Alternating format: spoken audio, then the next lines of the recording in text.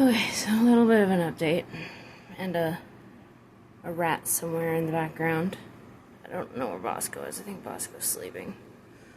My hair is greasy because I've been in bed for 2 weeks. I didn't go 2 weeks without baiting. It's just harder to get up, and so I was in bed long enough for it to get greasy. And come on, use your brain. You know what I'm talking about. So they gave me a muscle relaxer called Robaxin. And that made me feel really good. Took away the pain in my muscles. Oh my god, it felt so good. But we discovered that if I take 2 whole pills in a day, like one in the morning and one in the evening, then I end up sort of like a jellyfish, and I'm like really lightheaded when I get up. And we've just been kind of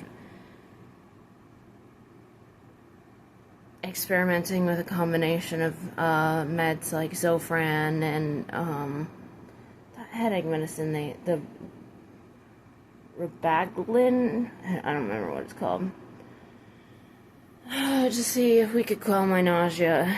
And after some more throwing up, eventually we decided to cut the headache medicine because one of the side effects may cause dizziness or nausea. And so we cut that. And I've been slowly starting to be able to eat again, which is good because I'm starving. I was mostly just doing really mild ramen with lemon juice because lemon juice helps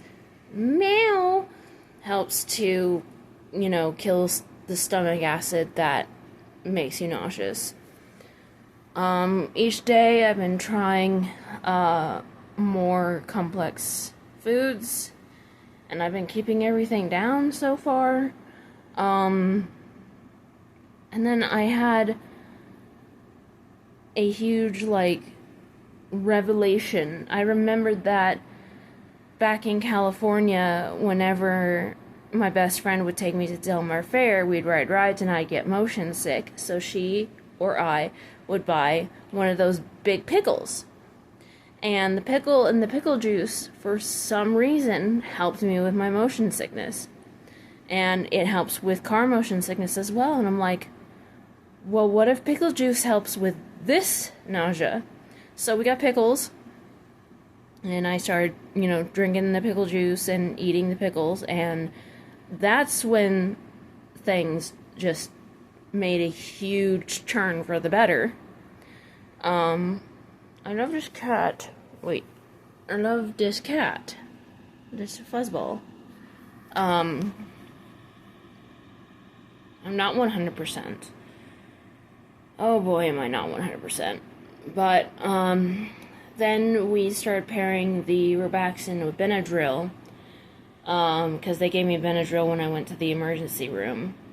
And, it makes you drowsy, so I still felt like a lightheaded jellyfish out of water. But it's been helping. I'm gonna try not to take it today because I have my psych testing tomorrow. Oh, my head hurts. And I have to get up real early, but because I've been going to bed so early, I've been getting up early too, like between 7 and 8, and not being able to get back to sleep. So I promised myself that today I would go for a walk, and I did. It's not the most intense walk in the world, which is good. I need to see where I am and what I can handle.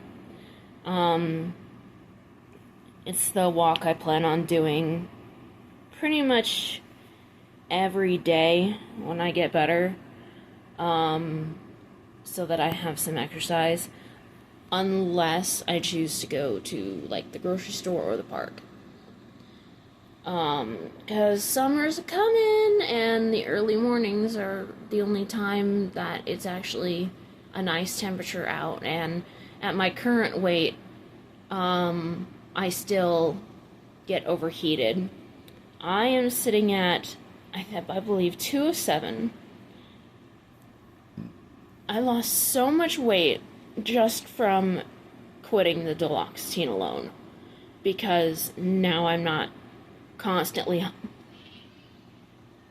Yeah? Now I'm not constantly hungry and ravenous for no reason. Now I'm just hungry because I haven't eaten in almost 2 weeks. Eaten properly, I'll say. I can't say I haven't eaten. I haven't eaten properly. I just love this little butt right here. Yes, I do. I love this cat. I love this cat. But on my way back, I saw a deer. And look, I grew up in Idaho. I grew up in the country, in the wilderness. And I have never been so close to a deer before. And I honestly couldn't tell. I couldn't tell. Sorry. I couldn't tell if it was male or female, because on the one hand, it looked young and didn't have any growth of antlers. On the other hand, it had this little flap of skin on its abdomen that might have been a penis. I don't know. I don't know much about deer, but I did take a video, a kind of sloppy video, because at the time my headphones were plugged into my phone because I was listening to music, and it's good to know that I still enjoy Owl City. So when I was like fighting with the cord, it had gotten tangled in my keys, which were attached to my jeans loop. And then I found a broken hubcap, and I had that in my left hand.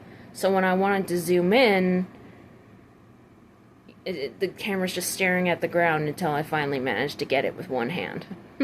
Fun. So, I will upload that video after this one. Right now, I do feel hungry. I can't tell if I'm lightheaded because I just exercised for the first time in too long. Or if it's because I am hungry. Or if it's both. So, I know my head hurts right now. But my head always hurts. I mean, I had my 3rd Botox treatment, and that should be helping me, but with withdrawal headaches, it's not so easy. The muscle relaxer has helped a lot. The headache could also be just like a focus headache, because I have a bad habit of furrowing my brow when my brow doesn't need to be furrowed. Even when I'm trying to go to sleep, I'll be sitting there like this. And I have my, like, jaw locked. Oh, I love my double chin, by the way. Do you love my double chin? I'm losing weight. I'm trying. And I'll have all my muscles tense, and I don't know that they're tense until I realize it. And then, like, most people have to tell their body to tense. I have to tell my body to untense, because I am constantly in fight or flight mode. Fun. But I'd like to say I'm getting better at it, but I'm not.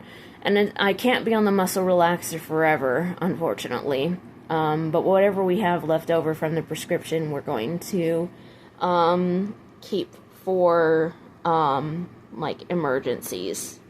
Like, I can't really think of anything that would be the kind of emergency, but you know, it's just one of those things that works really well.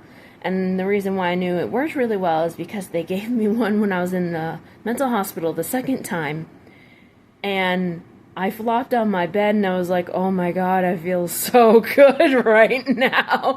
Because my muscles are always in pain. I'm 34 and I feel like I have the body of a 50-year-old. I probably do. So, that's what happens when the depression really, literally kills you. Literally and figuratively. There is a word for something that is literal and figurative at the same time. But sometimes when somebody says literally, like, I'm so hungry I could literally eat a horse, it is actually, and it has become correct to say literally even when you mean figuratively. And I don't remember, I think it was Adam Ruins Everything who went over that.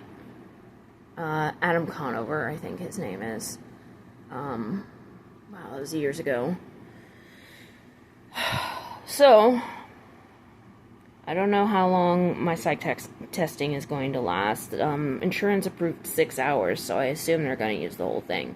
I don't know what they're going to do. I've never had, like, a psych test before. I've just been diagnosed, face-to-face with psychiatrists and psychologists, who have the DSM-5 right there in front of them.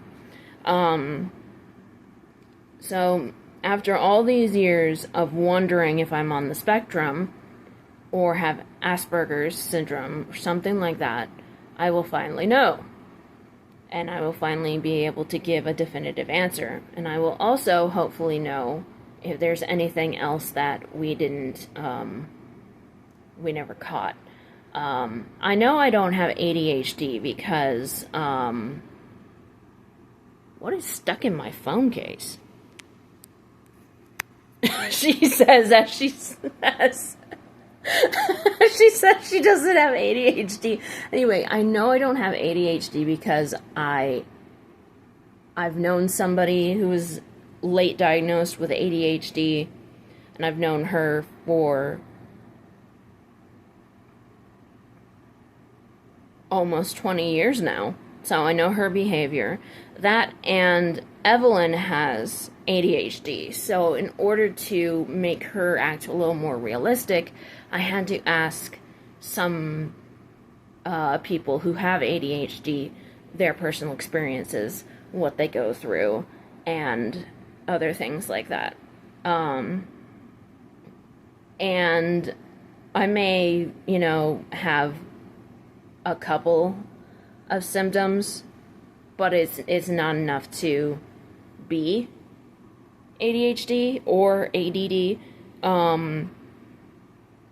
because the reason why you need to get diagnosed, and that self-diagnosis is never okay, is because multiple illnesses share symptoms. And I know I've said this before, but when I was a teenager, I tried to self-diagnose myself, and I could have said for years that I had borderline personality disorder, which I don't. And I know somebody, technically I know 2 people with borderline personality disorder. And, after knowing them for years, I know that I don't have it anyway, but the thing is a lot of the symptoms are similar to bipolar disorder. I also didn't want to believe that I had bipolar disorder. Back when I was diagnosed, it was still regularly called manic depression. So I thought that manic depression and bipolar disorder were different things. This is, me as a kid, preteen, teenager, struggling with mental illness, being prescribed medication that doesn't work and or makes things worse. And I just did not want to believe that I was a roller coaster of emotions. And, that just... Then again, I didn't want to be mentally ill in the first place. I mean, who does? Raytona, have you been on TikTok lately? No, I don't go on TikTok. The only reason I know fakers are on TikTok is because I watch people exposing fakers on TikTok. Anyway, wish me luck on that. And wish me luck that all my physical withdrawal symptoms just finally go away so I can do stuff. You might be wondering why I had a hubcap in my hand. So, I found a broken hubcap on my walk, and I got an idea to turn it into a sculpture. So, that's why I have a hubcap. The same thing happened when I found that cursed softball. It's litter. It's damaged. And you look at it and you suddenly get this spark of ideas, and my God, I haven't had spark of ideas since before I was on to the duloxetine. I think the duloxetine might have been helping to keep me, I don't know what the word is I'm looking for, but keeping me from having ideas and the motivation to do them. But I'm looking forward to cooking, which I can stand longer now that we also figured out what to do about my ankle. We had tried so many things. That's a long story on its own, but long story short, we figured out how to make it feel better. It feels better unless I'm on my feet for like 6 hours. So I can walk. I've walked to the point where my calves don't burn. I'm not as sweaty after that walk as I would usually get. The less fat I have on me, the less I get hot and the less I sweat. So, it's just a matter of getting the fat off of me. It's not good for you to have excess fat. You know, even if I'm not 600 pounds, which, God forbid I let myself get to 600 pounds, Mike would never let me. If I got past, or even close to 250, you know, I got to 220 and he was like, this is the heaviest you've ever been. And, you know, I know that is bad. I know I'm fat. I'm not in denial of it. And I know I might not ever be as skinny as I was when I was a teenager and young adult. Your metabolism and your body changes when you get older. But if I could get enough weight off just to be healthy and not feel like a walking bag of bricks, then I'll accept it. You know, I'm past the point where I'm trying to be society's idea of pretty, which is something that I've always struggled with throughout, you know, pre-teenhood to adulthood, where I'd overwash my face to try and get rid of acne, not realizing that it actually made the acne worse. You know, trying to do things to my hair even though I'm struggling with trichotillomania, and then eventually changing the texture completely. I want to walk down to the nearest salon and see how much it is to get a trim, because these ends do need to be trimmed, and I can't do it myself if I don't want an uneven haircut. You know, I used to not want to be seen without eyebrows, even from Michael. I used to refuse to leave the house without makeup. I've starved myself multiple times. And it's not good. I was skinny in high school, but I wasn't good skinny. I was malnourished. I was skinny because I wasn't eating. And that's not good. And I was also a teenager during the time when the ideal body was straight, skinny as possible, as you could possibly get it. Now we are starting to kind kind of go back to the way we were a long time ago, and accept wider hipped women as beautiful. Like back when Marilyn Monroe was alive, that was the ideal body. To today's standards, she's considered plus size. But she had this beautiful hourglass figure, and instead of the straight, super skinny woman, we are now more accepting of the hourglass figure. Something I do not have. We are still, unfortunately, a very skinny-forward society when we should be a health-forward society. And it's making overweight people reject health. There's body positivity, and then there's fat activists. Fat activism is bad. It's bad. Like, yes, being skinny doesn't mean you're healthy. I know that from experience. But you cannot be healthy at any size. I am not healthy at the current size I'm at, and I'm nowhere near as big as any of the fat activists, actually. And also, these fat activists are dying. And they're eating whatever they want, and you can't do that. And as someone who struggles with binge eating disorder and emotional eating, I know that firsthand. Can you be healthy plus size? Yes. But you cannot be healthy at any size. Excess fat is bad in all animals, you know, including humans. And if it is affecting your life in a negative way, it needs to go. I almost became diabetic. If I had become diabetic,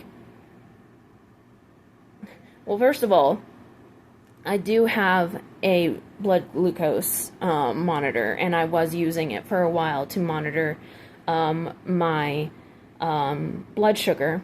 I monitored it long enough to understand what affects my blood sugar and what doesn't. And those strips, if you're not diabetic, those strips aren't covered by your insurance. So it was getting expensive.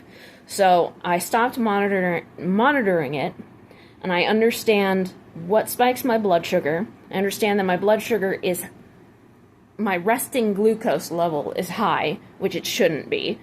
I have insulin resistance, which is the step before pre-diabetes. So I can't eat like everybody else. I did note that exercise significantly lowers blood sugar. So I sort of understand more how my body works and how to avoid pre-diabetes. It's hard. It is. But you know what? Life would be so much harder if I let myself get diabetic. And if you eat the way these fat activists do and live the way they do, you're going to get diabetic, and I'm pretty sure you can't reverse type 2 diabetes.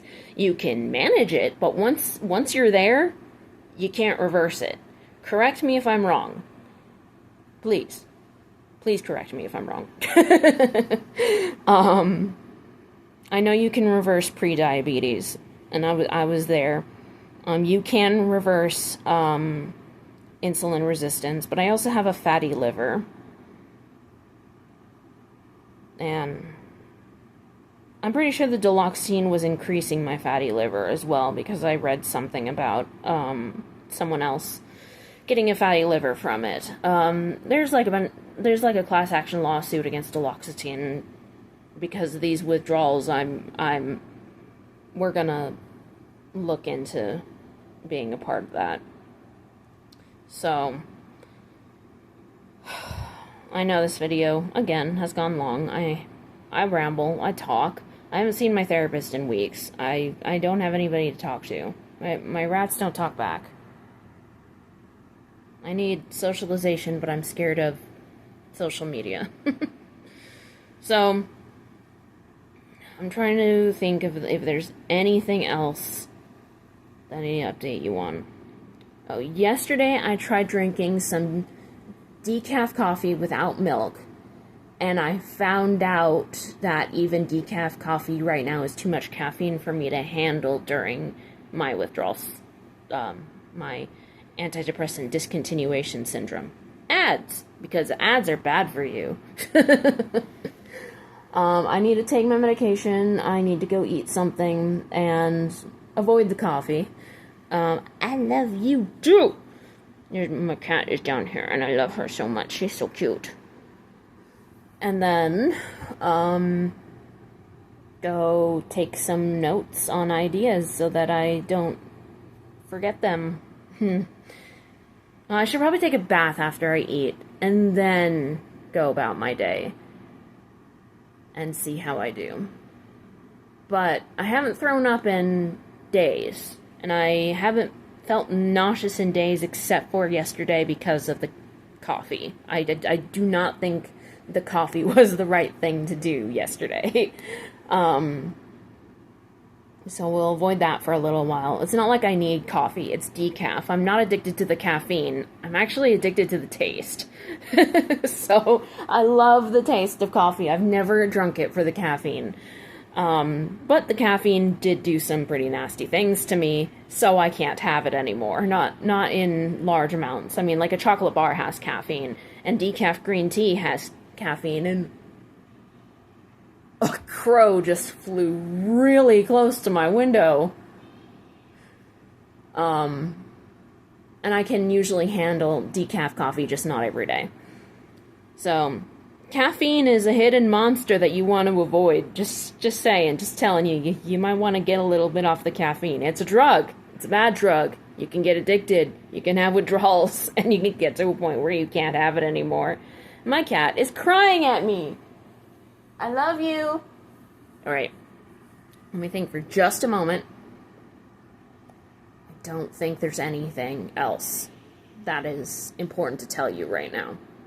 So, just cross your fingers for my withdrawal symptoms to go bye-bye. I'm still having the weird I need to cry all the time problem. I turned on Owl City and it's happy music and I felt like bawling my eyes out.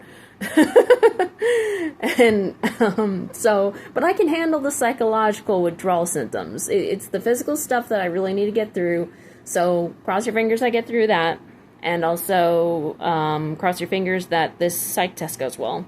And hoping that my psychological withdrawal symptoms do not interfere with the testing. Okay. Cat. Bye-bye.